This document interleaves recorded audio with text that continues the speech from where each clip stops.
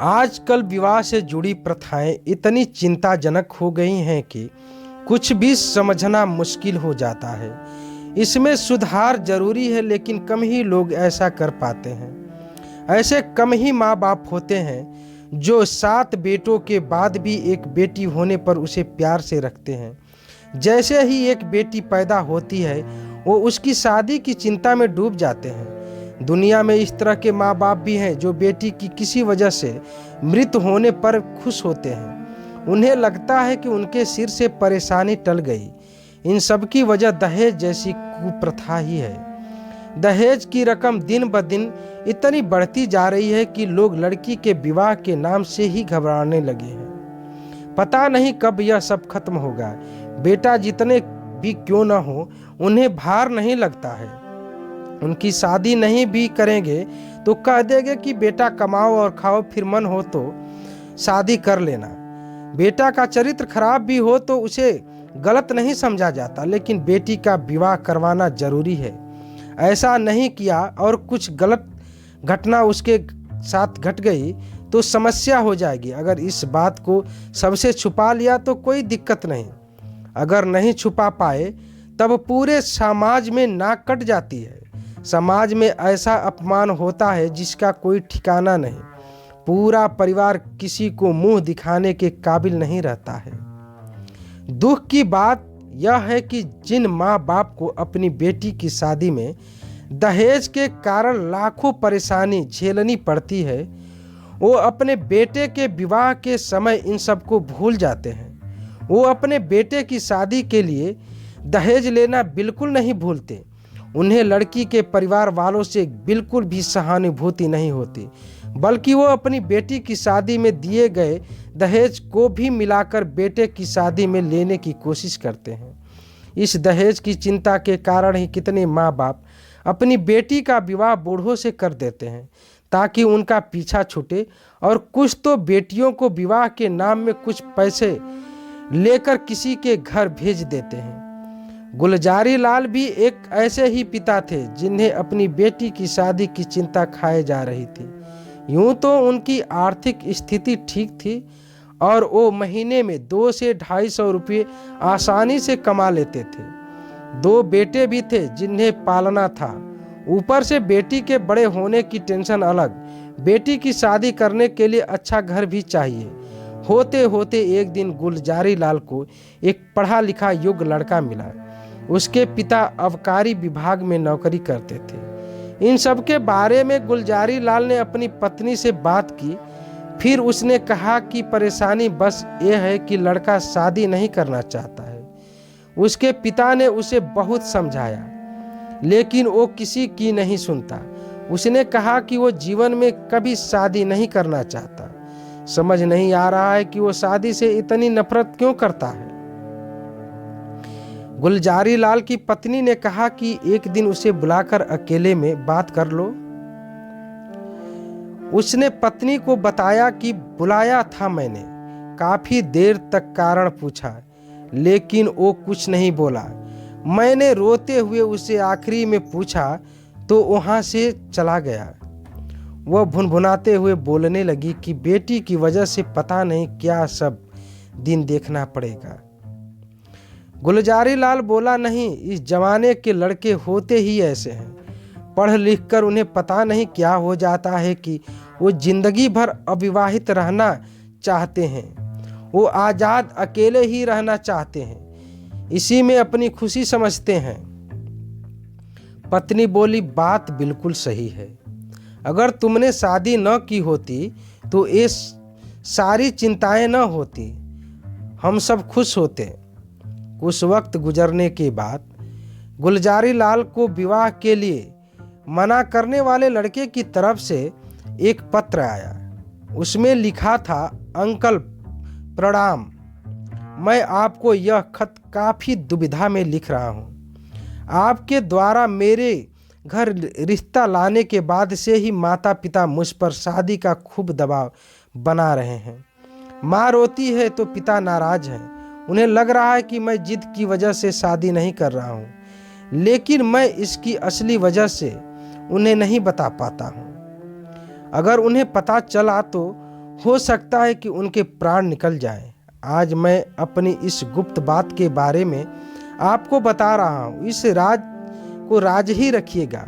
किसी भी तरह माँ बाप को यह बात पता नहीं चलनी चाहिए। मुझे लग रहा है कि 5-6 महीने से मुझे क्षय रोग यानी टीबी हो गया है।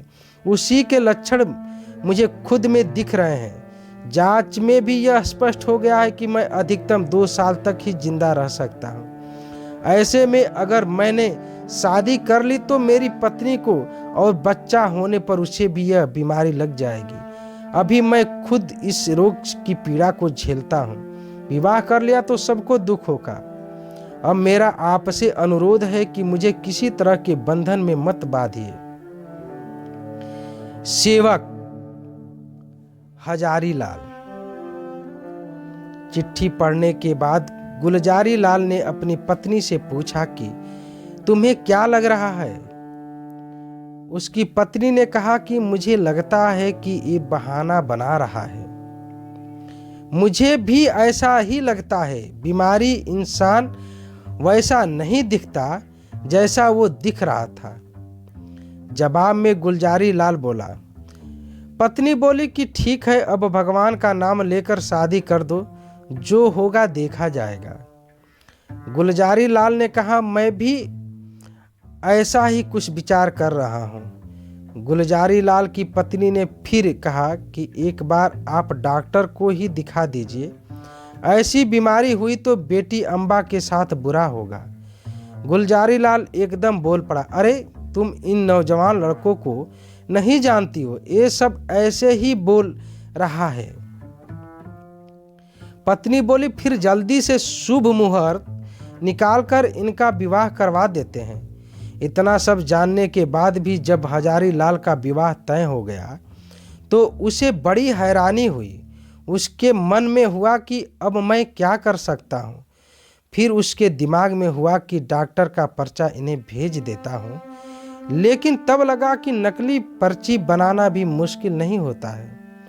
ऐसे में वो मेरा विश्वास कैसे करेंगे। उसने सोचा कि सब कुछ जानते हुए भी मैं विवाह करके उस लड़की को विधवा नहीं बनने दे सकता हूँ। परेशान होकर वो अपने पिता के पास चला गया। रात का समय था। उसके पिता चारपाई पर लेटे हुए थे। पिता ने उससे पूछा कि बेटा क्या हुआ, तुम परेशान लग रहे हो? हजारी लाल कहा कि मुझे आपसे कुछ कहना है। मैंने लंबे समय से एक बात छुपा रखी है। फिर उसने अपनी बीमारी की सारी बात बता दी और कहा कि मेरी जिंदगी के कुछ ही दिन बचे हैं। डॉक्टर ने भी मुझे विवाह न करने की सलाह दी है। हजारी लाल के पिता दरबारी लाल ने अपने बेटे की और कुछ देर चौंक कर फिर देखा। फिर कहा कि बेटा, इस स्थिति में तो शादी करना और जरूरी है। भगवान न करे कि तुम्हें कुछ हो जाए, लेकिन विवाह के बाद तुम्हारा बच्चा तो हमारे पास ही रहेगा। उसका मुंह देखकर ही हम जिंदा रह लेंगे। डॉक्टर सब कुछ नहीं जानते हैं, क्या पता तुम्हें स्वस्थ बच्चा हो। हजारी लाल के पास इन सारी बातों का कोई जवाब नहीं था। वो चुपचाप अपने कमरे में आकर लेट गया। 3 दिन बीत गए लेकिन वो कुछ नहीं कर सका और बारात की तैयारी होने लगी। उसके मन में हुआ कि कैसे माता पिता हैं जो अपनी बेटी को ही इस तरह के रिश्ते में बांध रहे हैं। मेरे माँ बाप भी ऐसे ही हैं। उस बेचारी लड़की का क्या दोष है?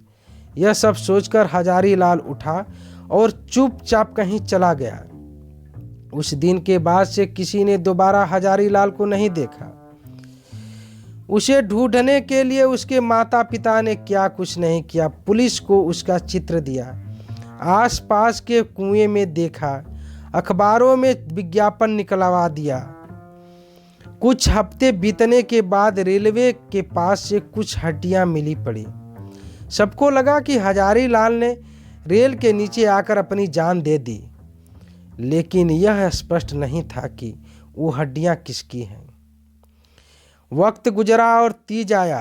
अम्बा ने भी अपने पति के लिए व्रत रखा हुआ था। तभी अम्बा के पति ने आकर कहा कि तुम्हारे लिए मुंशी दरबारी लाल के यहाँ से तीज का तोहफा आया है। फिर उसके पति ने पूछा, ये तुम्हारे कौन है? अम्बा के मन में हुआ कि यह तो उसी देवता के पिता हैं जिन्होंने मुझे नरक में जाने से बचाया है, अपने जीवन का बलिदान दे दिया है, लेकिन मेरे जीवन को खराब नहीं होने दिया। इतना सब कुछ सोचकर अम्बा ने अपने पति के सवाल के जवाब में कहा कि वो मेरे चाचा लगते हैं। फिर अम्बा के पति ने पूछा कि हजारी लाल कौन है? पत्र में उनके नाम का जिक्र है। जवाब में अम्बा बोली, यह मुंशी दरबारी लाल के पुत्र हैं। पति ने पूछा, अच्छा तो ये तुम्हारे चचेरे भाई हुए? अम्बा ने कहा, नहीं नहीं, वो काफी दयालु इंसान थे, मुझे सुखी जीवन का वरदान देने और डूबने से बचाने वाले इंसान थे। यह सब सुनकर अम्बा के पति के मन में हुआ कि निश्चित रूप से ही वह कोई देवता होगा। कहानी से सीख, इंसान को स्वार्थ में इस तरह से नहीं पड़ना चाहिए कि उसे और कुछ न सूझे, हमेशा दूसरों के हित के लिए ही सोचना चाहिए।